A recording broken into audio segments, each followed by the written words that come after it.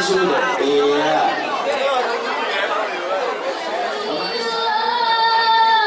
Semua janji, semua mimpi, mimpi indah, lenyap telah lenyap kebahagiaan di hati.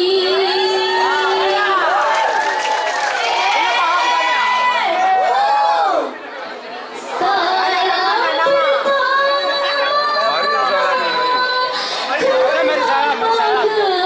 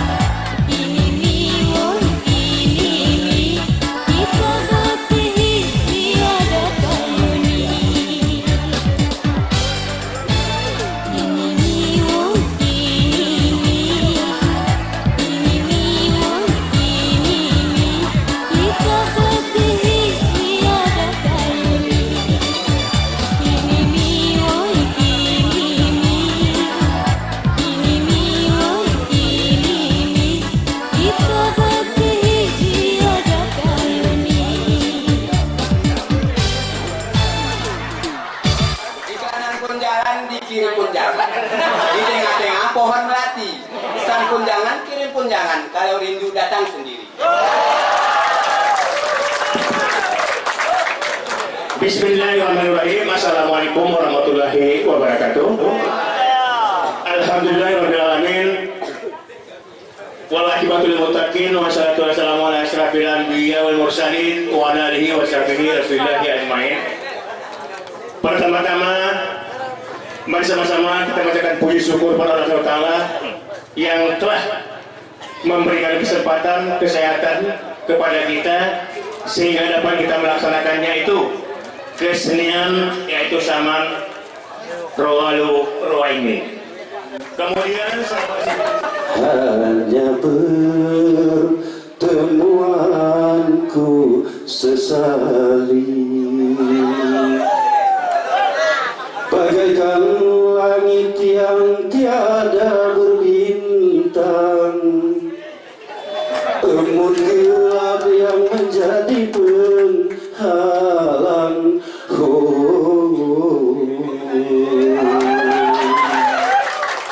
Terima kasih kami ucapkan kepada Bapak Penghulu ataupun mewakili Kampung Gumpang. Sehat G, sehat Kirula, selamat G. Si penting kesawahan di rupa kita, urung-urung berdoa kita kepada Allah Subhanahu Wa Taala. Kira mau sampai tujuan dan maksudnya kena ni kami rumpang kecil ya bahwa kekanak ni idemun was dermi keluming warap ni i ketami atau tempatnya pakat kita gahe sara kambing ruang kambing nabi karena hana guru ni gara terbeli kesetna bangsa si Perak ika tajuk maya belikan 30.000 pe sawah harga li pajak cuma ini gara sembarangan narat ne guru ni Saman ni gara sembarangan sara kampung bermusyawarah sawah liman nonoman musyawarahnya baru terjadi. Banyak kekirian, umum ini tajuk kan, tajuk 15.000 pengen dapat. Cuman nari ulun seberuni deh, itu bayar. Jadi ini coba serahan nanya, ini dari cerita dari kami, urung-urung. Iya, tepuk tangan sebujang, terima kasih. Iya, kita riadat jamanan di rumput. Jadi kurasa ini wacaranya cuma tuh di kami syari kita cubanya kuasni dan mai Sri Nanta Kumah iumah di keberat bukan male di rumah serahat. Saman Rawalu Ruwaini ini adalah untuk menciptakan silaturahmi persahabatan antara kampung Gumpang Pekan dengan kampung Akul ini dengan melalui seni tari Saman Rawalu Ruwaini. Nah, nanti sesudah ini adalah akan beralih desa Akul ke kampung Gumpang untuk membalas apa yang sebagai intinya menjadi silaturahmi dibalas kembali dengan silaturahmi dengan baik.